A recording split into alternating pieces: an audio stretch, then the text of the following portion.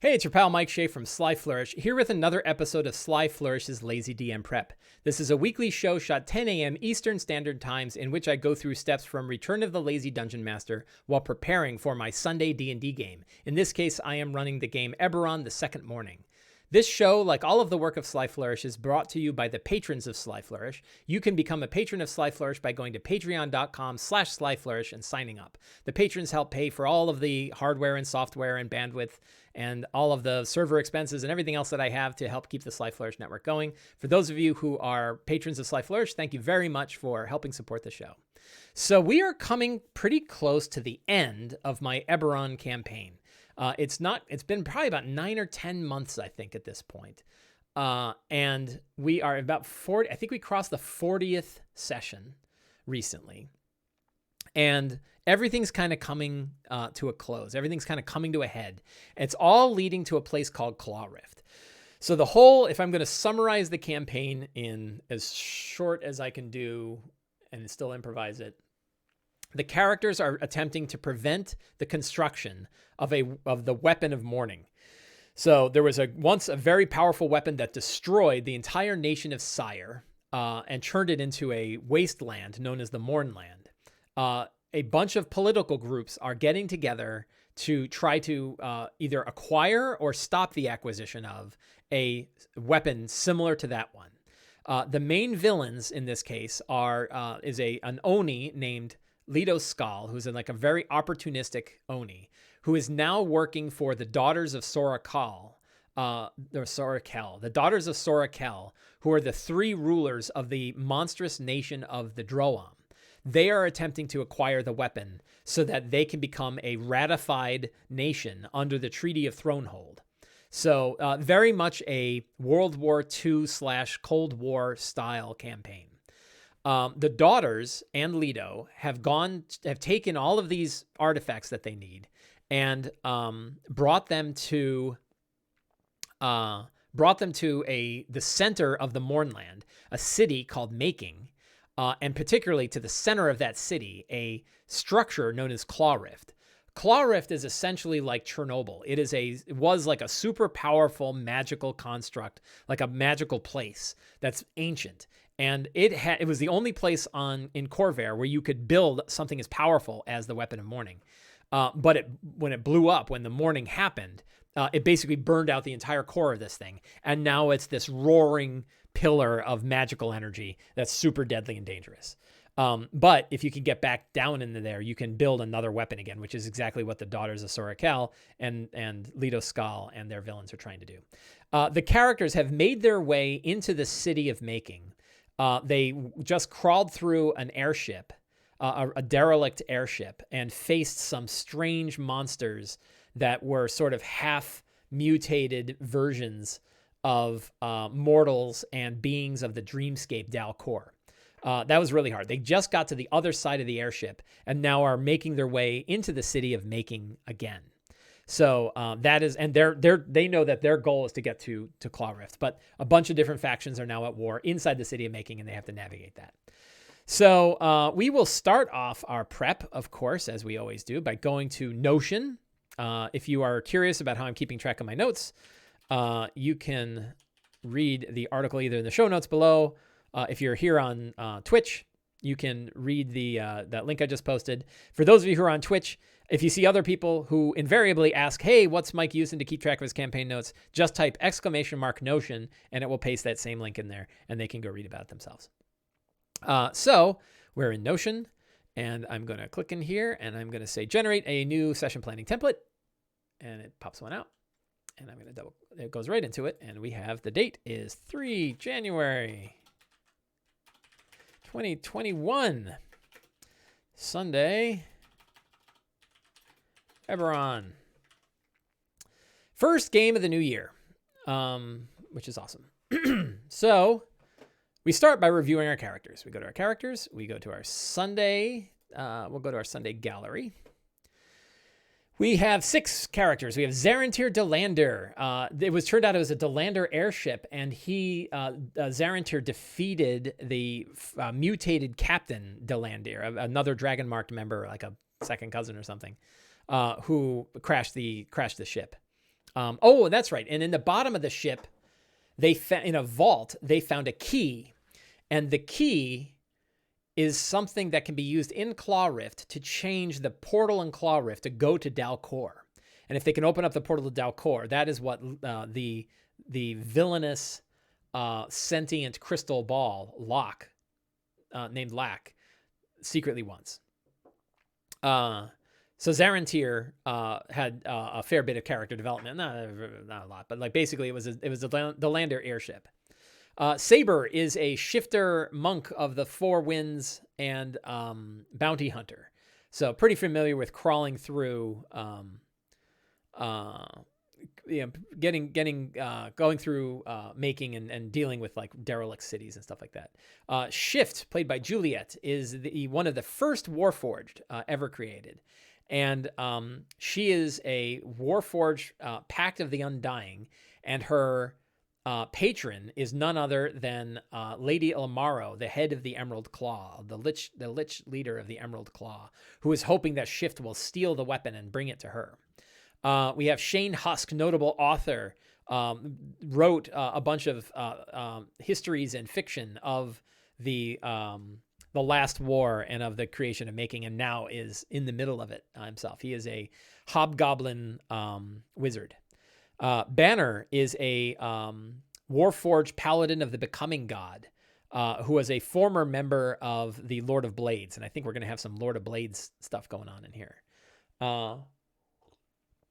And we have Arwen Chi Sizu. Arwen is a member of a latent dragon-marked member of House Civis.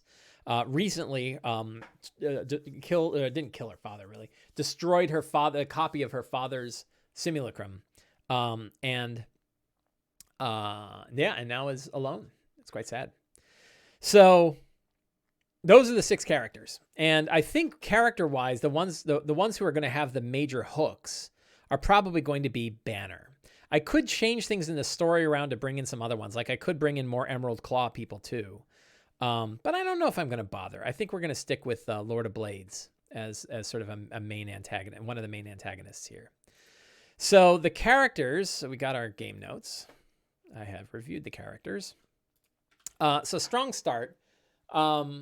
So they are, they're standing outside of the ship. I forget the ship's name. Let's go back to our notes. Go back to here. We'll go to our locations. The Sky Dancer was the name of it. So standing outside of the Sky Dancer. Big. They'll see this big beam of light coming out of Claw Rift. Claw Rift surrounded by a huge prismatic sphere. The daughters, we'll link to daughters. Whoops. Well, that's fine. The daughters of Sorakal have the daughter's Earth Moat floating above the city.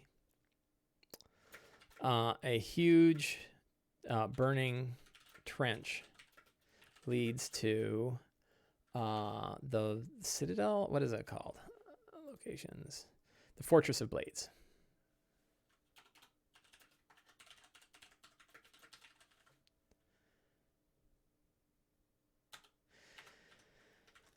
I think they might meet. So I had an NPC that I was going to bring in last game, and I didn't, and I still have them around. And that's not brought Maul. Maul, I think, was going to be a former companion of Banner. Yeah, so we're going to have meet Maul, mortally wounded, outside of the Sky Dancer.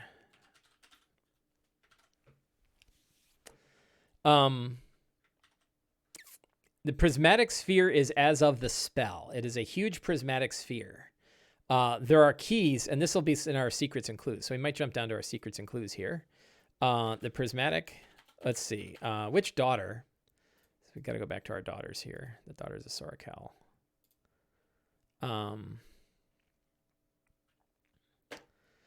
Sora Taraza.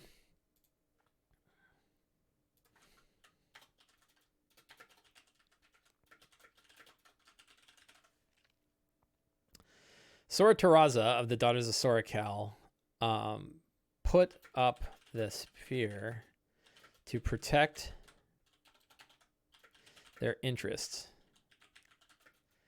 in Claw Rift.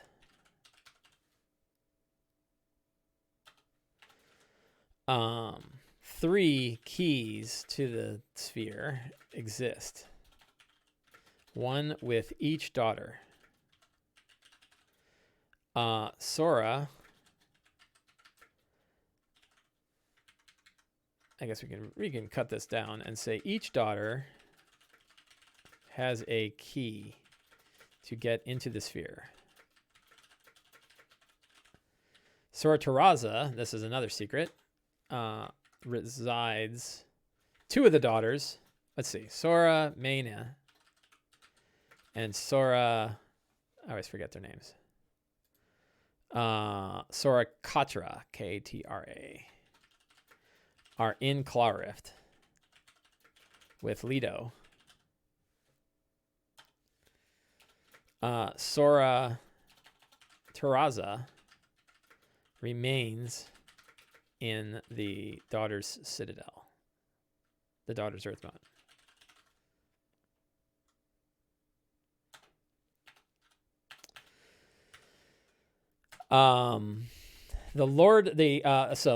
Let's see. The Lord of Blades interests in Claw Rift is led by Broadsword.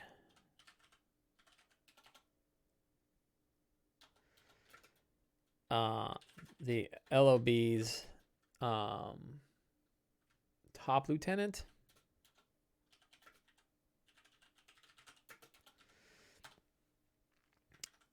Broadsword supposedly has a way to get past the sphere.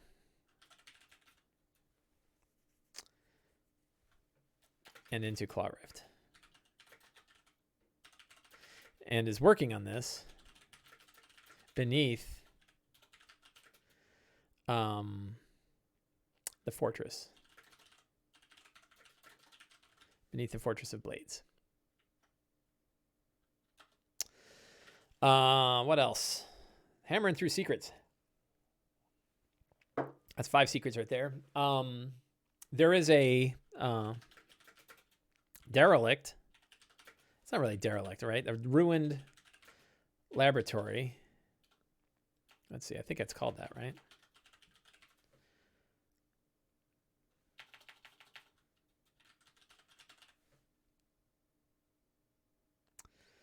The Dark Tunnels, there is a Dark Tunnels and Shattered Laboratory, the northern side of the city.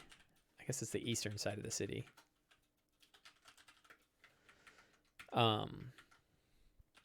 Some believe it is,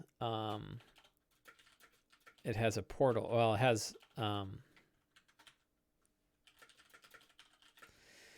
has a portal to get into Claw Rift, but none have survived. None have survived the journey. So really there are 3 possible ways. So you have Claw Rift in the center of the city. It's surrounded by a prismatic sphere that the Daughters of Soracal have put up so that they can stop everybody else from getting in there while they're busy making the weapon, which I know is like crazy powerful spell. Like building a mile-wide prismatic wall is insane, but whatever. We're shaking up the rules. They're very powerful. Kind of shows how powerful they are. And they've used a scroll to do that, I mean, a big old scroll. So there's only 3 ways in. That means you can't just walk into Claw Rift and go in. You have to find another way in. And there are 3 ways in. One way is the Agents of the Broadsword, the commander of the Lord of Blades here in Making, supposedly has a way in. in secret, it is a warforged purple worm that can eat its way through the ground to get in there, and they'll follow this thing in. Another way in is to get to the up onto the daughter's earth moat, confront Sora Terraza, and get the key from her, and then you can get in. Third is you can try to make your way to the Shattered Laboratory, which is an old Kenneth laboratory that supposedly has a portal. But the only way into the laboratory is through a series of tunnels that connect it to another place. So that gives the characters some options about what direction they want to take. The closest one is the Lord of Blades Citadel. So that's kind of the nearest one that they've got. So what other secrets? What other secrets? What did I just do? I just closed everything. I minimized all my windows. That freaked me out. Everything's still good. Everybody can still hear me. What other secrets do we have that we want to explore? So, a contingent of Silver Flame soldiers holds the eastern side of the town, coming from garrisoned at the what's it called? Go back here, or go to my locations. I forget the names of all the locations. The Spire of Silver Flame.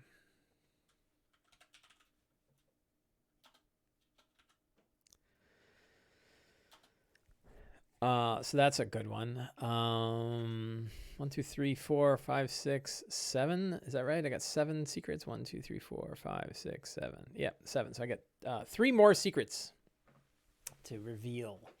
What are some other good, important secrets here? Cavella, leader of the Dask, is here, having been summoned by the daughters, along with Leto. Cavella and Leto. Terraza holds another emissary. Why did that not work?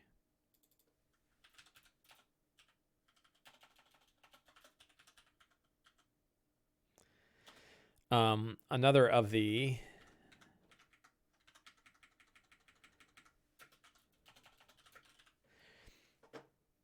holds another of the Emissaries of the Dreaming Dark. So the Emissaries of the Dreaming Dark are 7 orbs that each contain a personality from the dreamscape world of Dalcor. The 7 are Lack, Chris, Vorn, Thrine, Sin, Case, and War. And Lack is held by the party. Right now, Shane Husk holds Lack.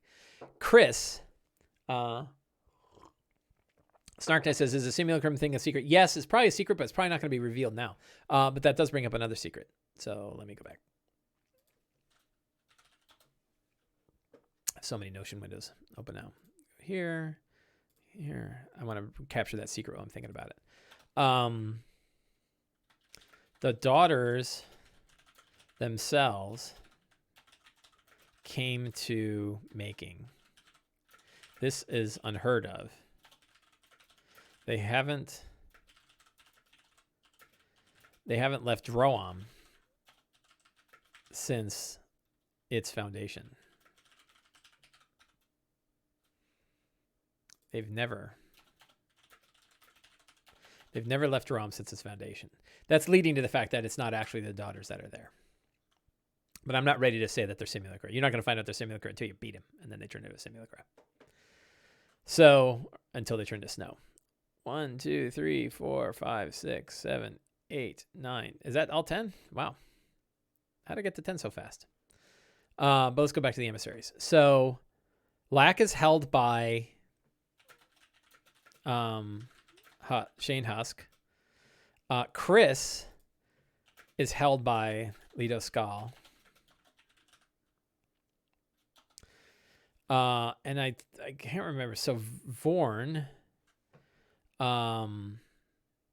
So I think it's Vorn. Yes. Vorn is held by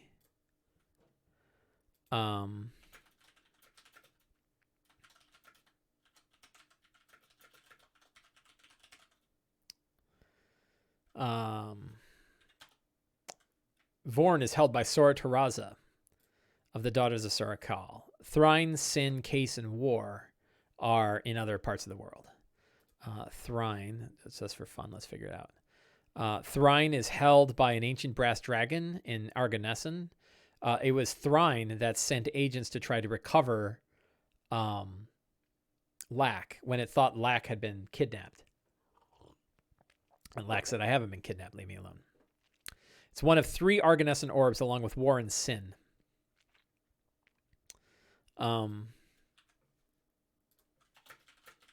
That reside.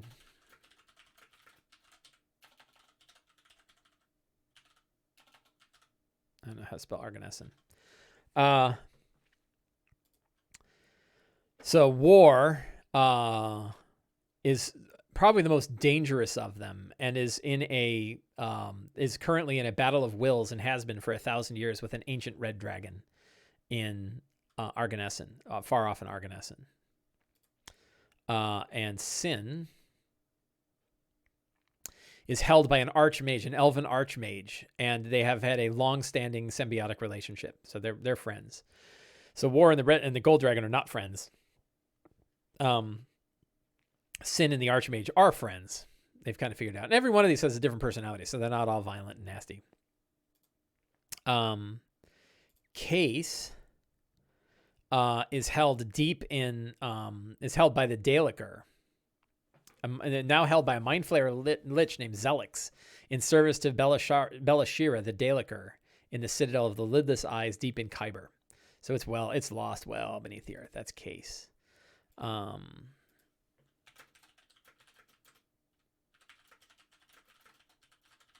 by a mind flayer in Kyber. War. Held by an ancient gold dragon in Argonessen. Sin, held by an archmage.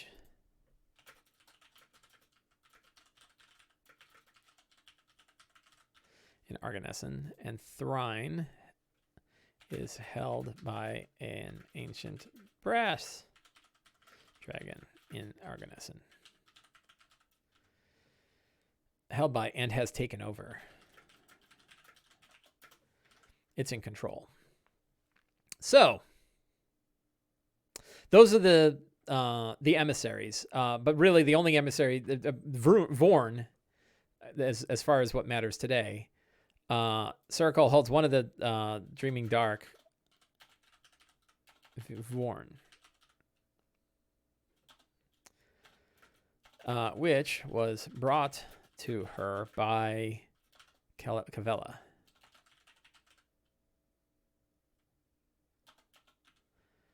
Who recovered it from Old Charn. All right. Plenty of secrets to expose. So that is all good. I'm going to make sure to move my mic and not short it out so you guys can still hear me. So I'm good there. Locations, I've got a lot. So, of course, we have making, and we can talk about making. We have the Daughters Earth Moat as a possibility. We have this, what did I call it? I forgot its name. The Fortress of Blades.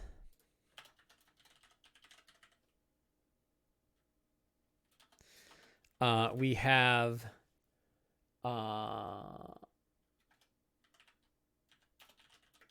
the Spire of Silver Flame. Oh, why did that not work?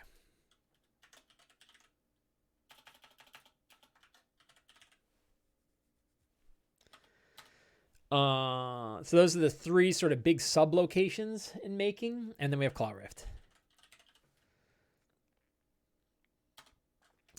So those are all. So I'm kind of in a spot. I'm kind of in a bind because I don't know which one of those locations they're going to go to. It would, of course, been better if they had gotten through the derelict ship faster and had made a choice about their path. As it stands now, they can sort of choose any of these paths that they want to take. And that means I don't know which of these to prepare. So I have to sort of be ready to run any of them. So we're going to list our NPCs. We, of course, have the daughters. We have Cavella. We have Leto. We have Broadsword. We have Maul. We have, what other NPCs? Oh, whoops. Let's take a look.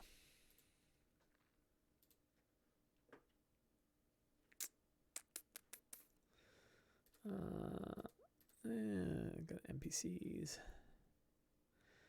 So we have Broadsword. We should reposition that one. Why did all these, none of these positioned right? Whoops. Wow, and just by repositioning them, it marks them for as new.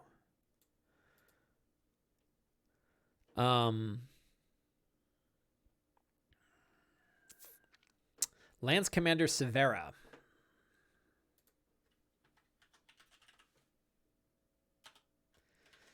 So those are a handful of NPCs they can run into. They're probably going to run into Maul first. We'll move him up to the top. And then Broadsword is probably up there, and Lance Commander. So Lance Commander Severa is the leader of the Silver Flame contingent that's here in making. They are at war with both members of the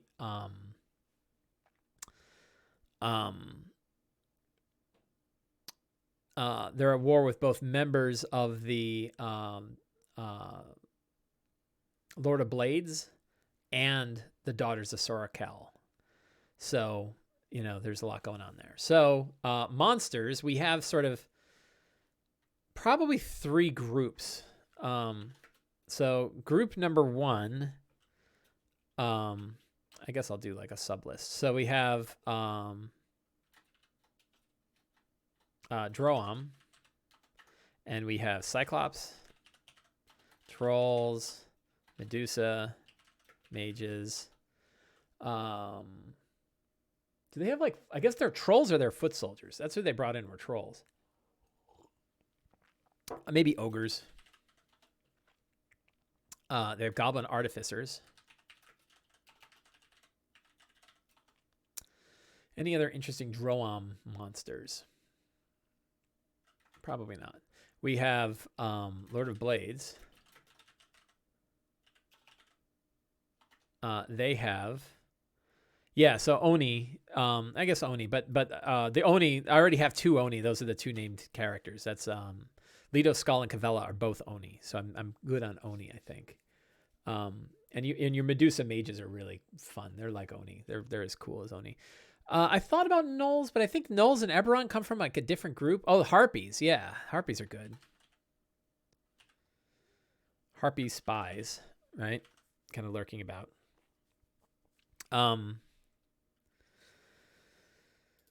So Lord of Blades, we have veterans. We have, well, actual soldiers, right? Maybe mages. How about cult fanatics? Probably not.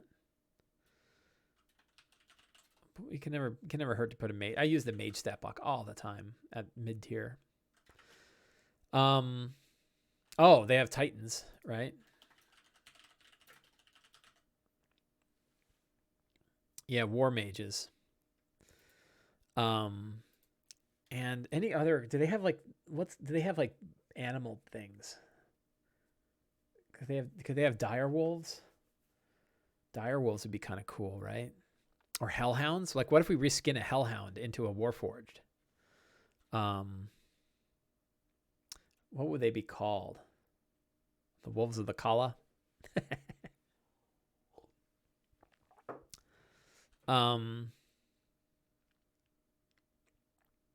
The silver fangs, which are warforged dire wolves. They're warforged hellhounds. They breathe fire. Rippers. Yeah, that is a good one. Good job. The Rippers.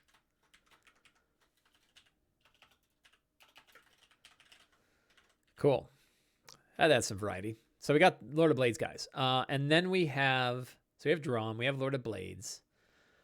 Do we other monster types that would be wandering around here? So we have like the making the monsters wandering around making. I probably ought to add let's look at making itself, because I think I might have already made a list. I didn't. Somewhere, I guess maybe I made it for... I already made like a cool list of the stuff from... Go to the Glass Plateau.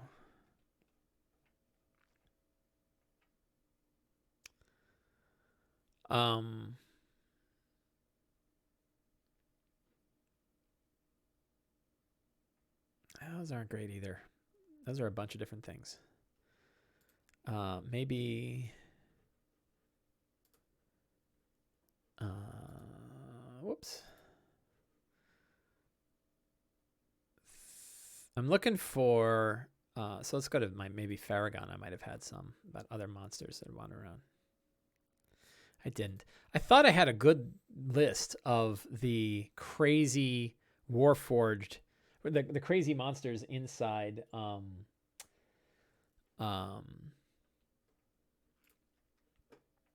the crazy monsters inside Arcana of the Ancients, but I apparently didn't do it very well. I gotta say, like, neither of my groups really like living spells. They don't like them. It's not that they don't like them in a good way. They don't like them in a, they just don't like them, which is kind of a bummer. Well, I guess I'll grab that list from the Glass Plateau, because at least I have like names of things here. So I'll grab that and we'll put that in here. But I'm probably going to use fewer of these. I don't need Cowl Wanderers. Don't need Lord of Blades. We've already had Moth Swarms. Audacious Destroyers, maybe. Fusers are probably pretty good. Hollow Glaive, I think, are pretty good. Stalking Shades, probably not. So if I want any other monsters, I can just pull something out of Beasts of Flesh and Steel or Arcana of the Ancients. Both of them have kind of interesting monsters to choose. Book of Flesh and Steel, it's called. It's by Monty Cook Games, and it's got lots of different monsters in it. We'll come back to that in a second. I think I probably can find a better list of stuff. So treasure, where would they find their treasure? They could be a couple different places. They could find a treasure vault inside. It depends on where they go. But we'll just make up a regular good old, we'll go to Donjon, and we will go to the Donjon treasure generator, random dungeon treasure. Is that right? No, 5 years. That's a random dungeon generator. It's because I can't read. Treasure generator. And we go to treasure. Well, what did I just do? We are doing a horde, and this is going to be CR11. Ion Stone of Sustenance. I have to expand my window because I can't see. I wonder if does this work better in the other window? I don't know that either window works particularly well. I can at least shrink it so it fits. So we'll do that. Did I screw up my window? Or does it look okay?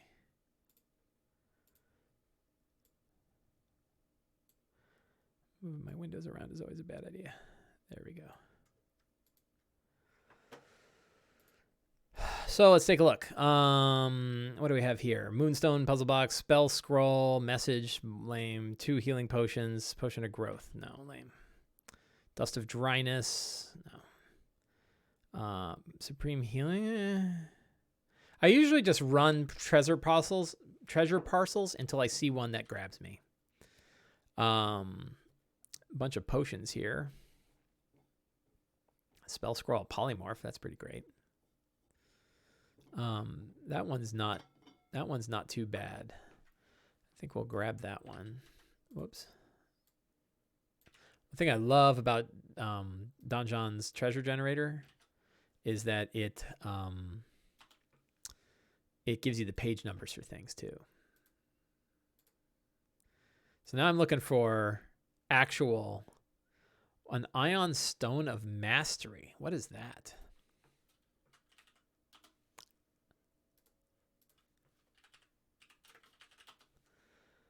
Ion Stone of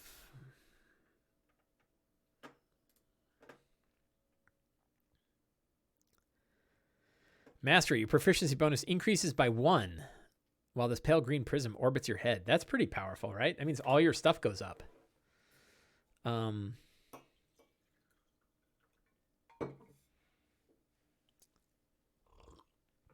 Is that game breaking? I mean, everybody would want that because you're just better. It's kind of boring though, isn't it? I think it's kind of boring. What else? I'm trying to look for. I want to see actual physical belt of fire giant strength. I don't want to give one of those away. It's too good. Who would wear that? Broadsword might.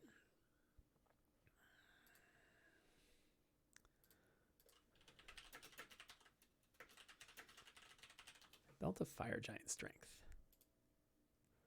I think fire is a really good one, right? Yeah, 25. So what is that? Plus 12? No. Plus 7, right? Whoa. Frost giant's not so bad though. I think a belt of stone giant strength isn't out of hand.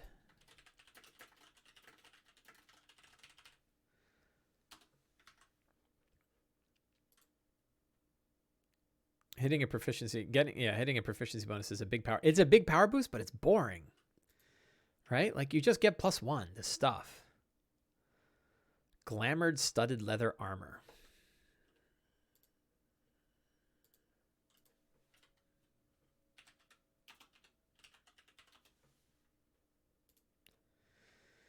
+1 AC, you also gain a bonus action to speak the armor's command word, cause the armor to assume the appearance of a normal set of clothing or some kind of armor. You decide what it looks like, including the style. That's pretty cool. Glamored studded leather. I dig that, and I think I got multiple people that would like that, so we're going to put that in there. I don't know who's wearing it, but that looks cool. So I've got some treasure set. Let's fix up the scratch pad. I don't need my Wednesday group, so I can cut that. Got my Sunday group, so they are all there. Everything is set there. So some other ideas might be stuff from Beast of Flesh and Steel. So, okay, so now we're going to, let's kill this list. And actually, we're gonna add, just so I don't lose it, I'm gonna add this list to making. I don't think I already did. So we have encounters in making, and we're gonna add a subsection for what are we gonna call them? Rogue. I'll call them wandering encounters.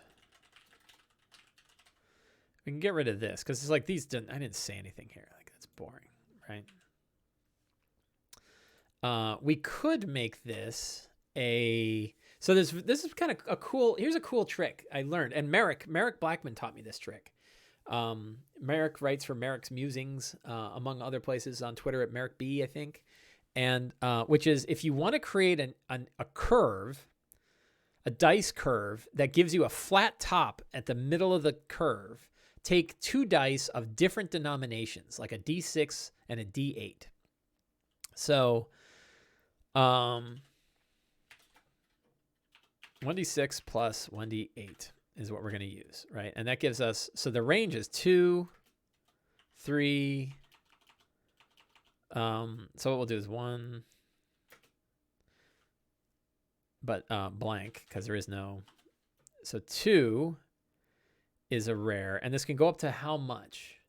14.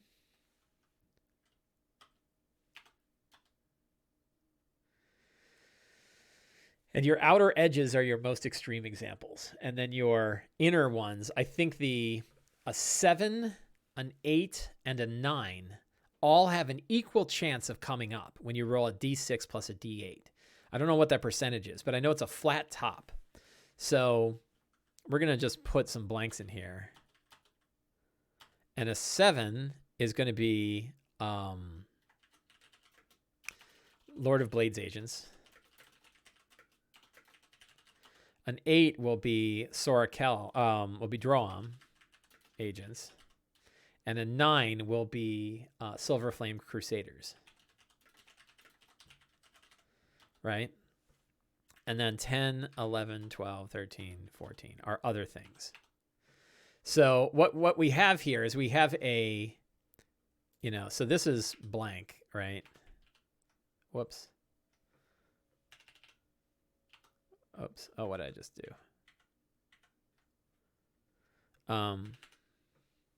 One doesn't have anyone because you can't roll 1. But when you're building a random encounter table with a D6 plus a D8, it gives you a bell curve, which means your middle numbers are going to come up more often. It means that the 3 in the middle are going to come up the most often.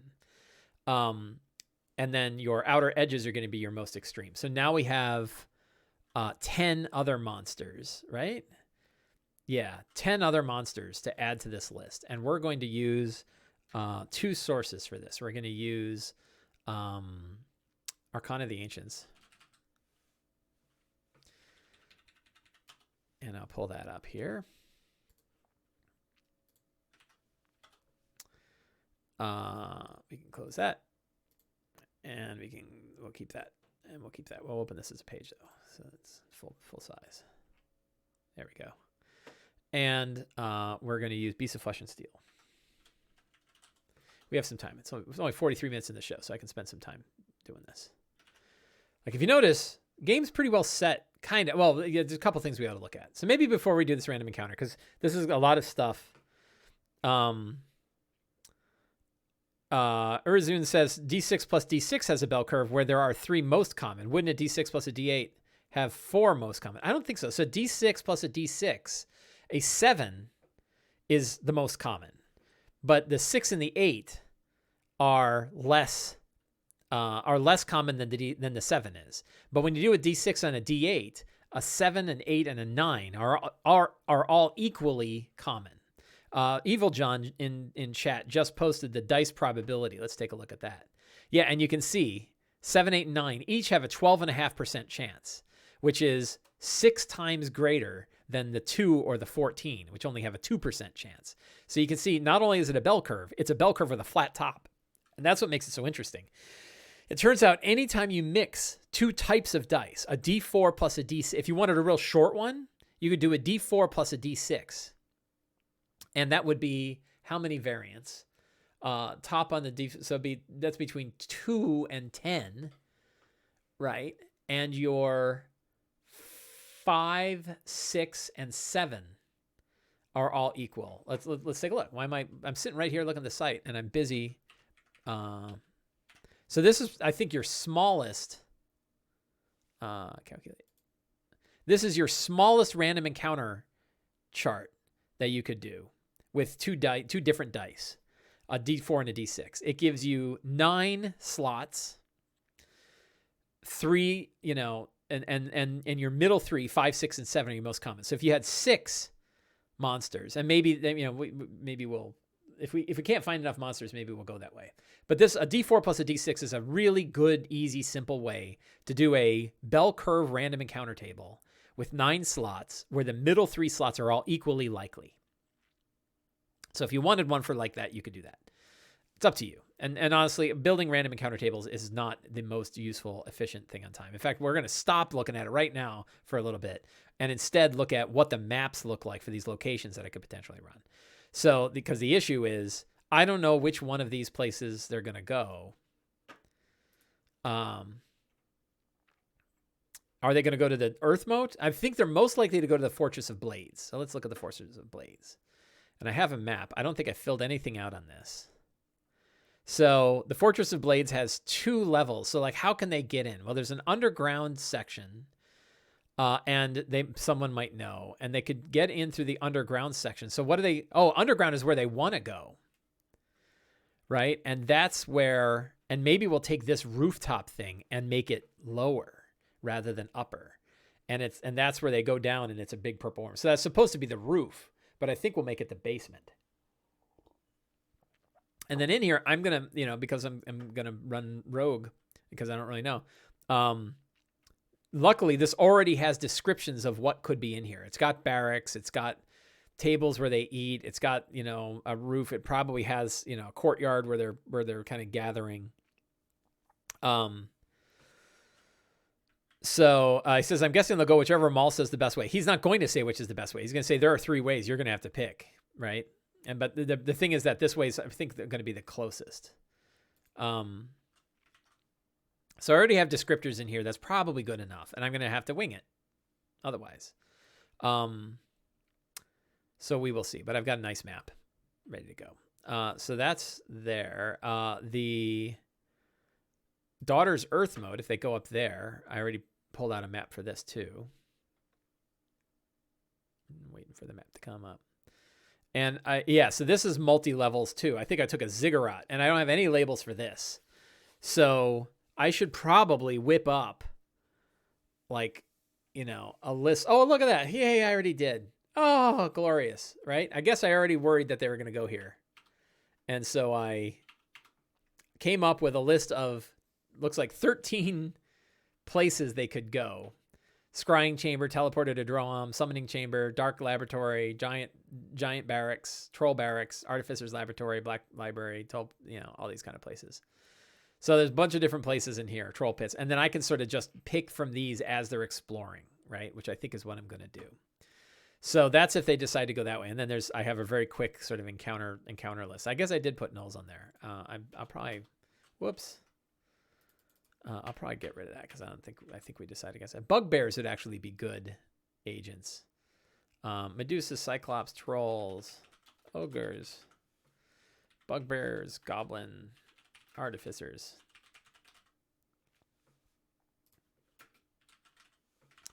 So that's pretty good. So I guess I did a little homework there, and that helps. And then if they go the other way, I know that way because that's the way my other group went, and that's through the Spire of Silver Flame. They meet the Silver Flame. That actually is a good, safe place to rest. And then they take the Dark Tunnels and Shattered Laboratory, which I've already filled out, and run for another group. So I'm good there too. So I've got some good, wow, I got a lot of things going on in here. Oh, you know what? This looks like it's got a lot of my, this is that list I was looking for. Remember I was going to go through the whole other list? Well, it looks like I've got a list already. So, and it's got 12 things. So let's go back to was it making? I was going to go through Archon of the Ancients and Beasts of Flesh and Steel, but I'm not going to. We're going to close those up. And we're instead going to go to making.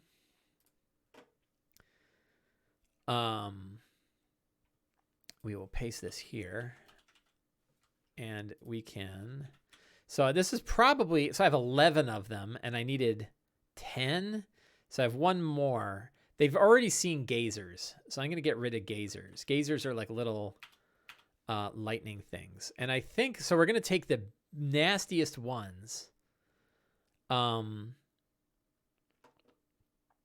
and put them. So a Hollow Glaive and Dread Riders are probably the most likely rogue elements. They could also sort of be members of the Lord of Blades. The most dangerous, the Relentless Reaper, I think is really bad. So we're going to put that at 14. Disassembler. Whoops, what happened there? The Disassembler. Why does it... I don't know why. Hitting the right button, right? Yeah, that was weird. That's a real nasty one, so we'll put that in there. Gray Sampler, Zev, Fuser. Fusers are really bad, I think. I don't know. We're just going to place them in here. Why does this not working, man? Either I'm not hitting it hard enough.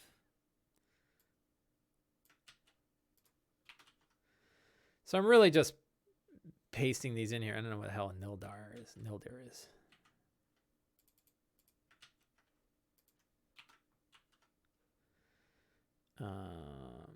3 slots left. A Sector. Gray Sampler. That leaves me a slot. I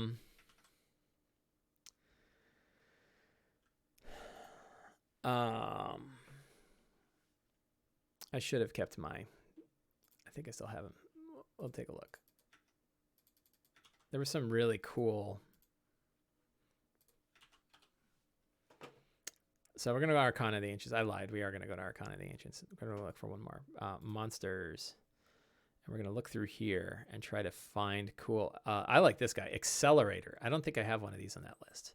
This is the one I was looking for. Giant, nasty critters. Not on the list. And that is on page 143.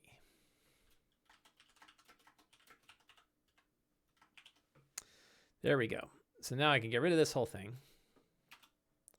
And now what I've got is a random encounter table.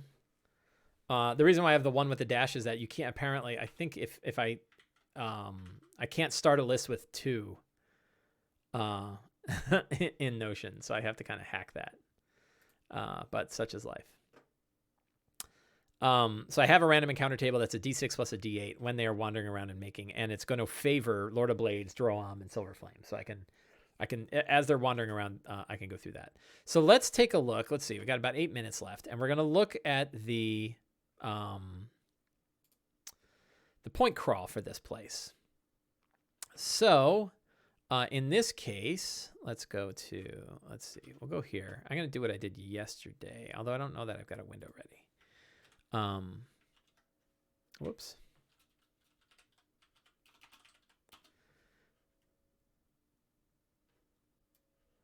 So we'll do it. I guess we can do it here. Graph Riz.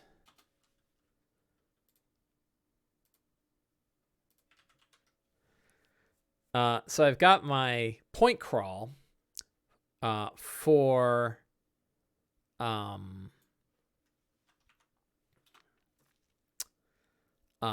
making, right? And right now the characters are at the Scorched, they're at the Skydancer wreck.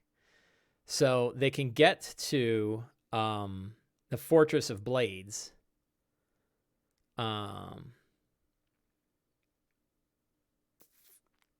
There's not a lot of, like, you know, I don't know. I might kind of, as they step out of the Skydancer, they might be able to see this stuff and they can sort of make their way through to get to the Daughter's Earth mode if they need to.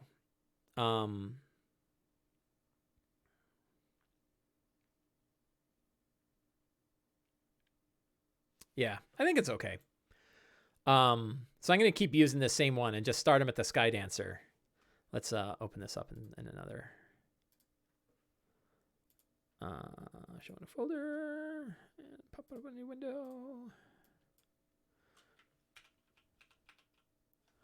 You can kind of see that. So they're at the Skydancer wreck. They started at the Gates of Making. They found the secret path called Blackwater Way that led them to the runoff. At the runoff, they made their way to Skydancer wreck, where they're going to see that there's a scorched trench that leads to the Fortress of Blades on the That's on the western side of the city, so this whole thing is kind of reversed. They could sort of skate around the Fortress of Blades, maybe. This is why I think they're going to end up going through the Fortress of Blades, because everything else is far away. If they want to get to the Silver Flame, the Spire of the Silver Flame, they'll have to take a different route. And same with the Daughter's Earth Moat. If they want to get underneath the Daughter's Earth Moat, they will have to go to the Fortress of Blades, Claw Rift, and then the Troll Haunt Road. Or they will have to go to the Silver Flame Spire by going to the Skydancer Wreck, the Fortress of Blades, Claw Rift, and the Cracked Road back to the Silver Flame Spire. So there's ways they can do it, but all of their routes kind of take them from the Fortress of Blades. I'm trying to think if there's another connector from the Skydancer Wreck that could take them somewhere interesting. But I don't really see one, because there aren't direct connections between these. You kind of don't want direct connections between these. So I think that will be fine anyway. I think that I can make that clear and they can decide, but they'll probably end up going to the Fortress of Blades as their path, which I think would be fine.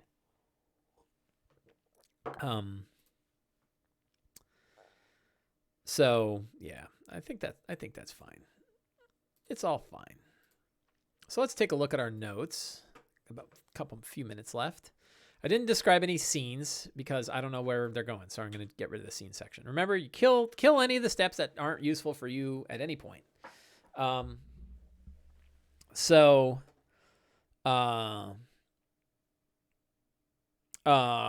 Roger asks, do I roll? I will probably roll for them, because I also like to change the answers if it doesn't kind of fit. So I've got my strong start, but I'm not really having anything major. Like, we're not going to have a fight right off the bat. There'll probably be plenty of times for a fight. So I'm going to not start with a fight this time.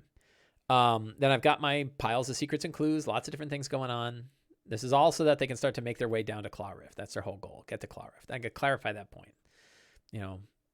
Their goal is to get to Claw Rift. I have my locations. Probably the location that's most likely is going to be the Fortress of Blades. So I want to make sure that that's okay. But they may go to the Daughter's Earth Moat. They may go to the Silver Spire. I don't really know. They're going to have some options. But most of them would be like they have to kind of skate around the fortress, get past the Fortress of Blades. They could also backtrack and go back to the front gate again. Maul is the NPC they're most likely to meet. That's probably going to happen in the beginning of the game. Broadsword is the head of the Lord of Blades and probably has a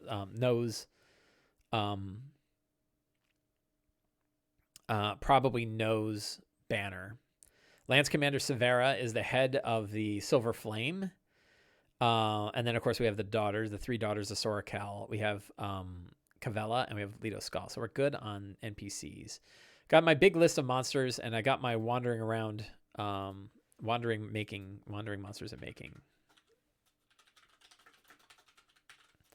which, of course, is in the making location. So I'm good there.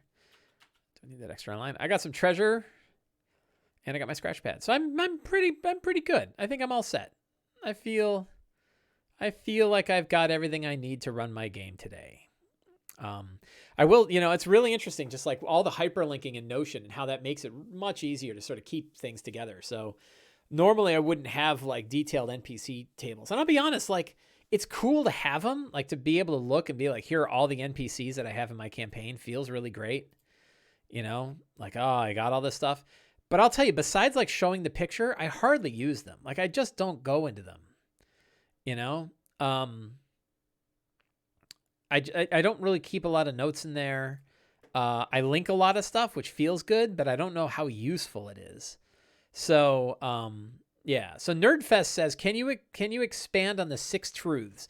So yeah, sure. So the 6 truths, we'll talk a lot about this when I get into my Frost Maiden game. And I think I don't know that I have it here. But I started let's see if I can find it real quick. I'll give you a sneak preview. Documents, let's see. We'll talk about that. So, Frost Maiden, and we'll pop up a new window. And my Frost Maiden 1-page campaign guide. So here is my 1-page handout that I'm likely to use. I've kind of run this by a bunch of people. I've run it by, we have a Frost Maiden Discord channel on my Discord server. There is also an official, it's kind of official. There is definitely a Discord server that's focused just on Frost Maiden. So I've run it by them and got some feedback from them too. So I think I'm pretty happy with this. And you can see that what I have here are 5 truths. So 6 is arbitrary. You don't need 6. You can have 3. You can have none. You can have, you probably want some, but it's basically what are the things. So the 6 truths are, what are the things you want to hammer into the heads of your players so they understand the kind of campaign you're going to have, right? These are things the players know. They're things the characters know. They are true. They're not false. So I have 5. The sun hasn't risen for 2 years is one of them. This is for Rime of the Frost Maiden. The people of 10 towns conduct sacrifices to Aurel the Frost Maiden. They know this too. The 2-year night cycle has cut off this is actually something I'm adding, right? The 2-year night has cut off the frozen north from the rest of the Sword Coast. So no one's making any trips to or from the Sword Coast. I'm making that up because I think in the book you can make travel, but I think it's more interesting when it supports that whole isolation that whatever else is going on in the Sword Coast, it doesn't matter here. And what's happening here, no one is paying any attention to the Sword Coast. Ancient and powerful secrets lie under the ice. It's very vague, but the idea is that could be a motivator or driver for the characters. I want to learn what secrets are under the ice, and they'll learn more about stuff under the ice. And shadowy figures lurk in the mountains, hammering upon strange black metal. Right? Who are they? What are they making? And that ties in with the whole Duergar sideline. So those are my 5 truths for Frost Maiden, if you want an example. And the goal of the truths is that the players know what they are and can build their characters around them. They can use them as hooks for their characters. It shows what makes this campaign different from the other ones, right? So why is this campaign different than the Eberron one? Why is it different than the Tomb of Annihilation? So, what are the things that are defined? But the key to the truths is that they are true. They are common knowledge for your characters, and they are known to your players, and they help your players drive what you want. So that's the goal there. And you just do 5 bullets because it's easier than doing a paragraph. I think for Eberron, I didn't have truths. I think for Eberron, the book has truths in it. So you could just I think when I was doing my 1-pager for Eberron, I was read chapter 1 because it's got all the stuff you need to know about Eberron. So, yeah, and then I have the other theme. So that you want to know about the truths. Can the 6 truths be only metagame knowledge? I don't know what that means. I'm not sure. I mean, I know what metagaming is, but when you say only metagaming knowledge, I'm not sure what you mean. I'm sure. I don't think I understand the question. Yeah, I'm glad people are happy to join the stream. Yeah, I'm glad you can make it too. How many Obi-Wan Kenobi jokes do you make with character Ken Maul? I'll let you know. A grievous amount. Oof. Yeah, so I think that is where we are going to end the show today. So I'm going to thank everybody for coming. Thank you all for hanging out for all this time, chatting about D&D. Thank you for letting me prep my show with you. And I will see you next week. Same time, and we will see how things went as we are getting closer and closer to the end of this Eberron campaign. So thank you very much. Have a great week, and Happy New Year to everybody. And let's play some D&D this year. Talk to you guys later.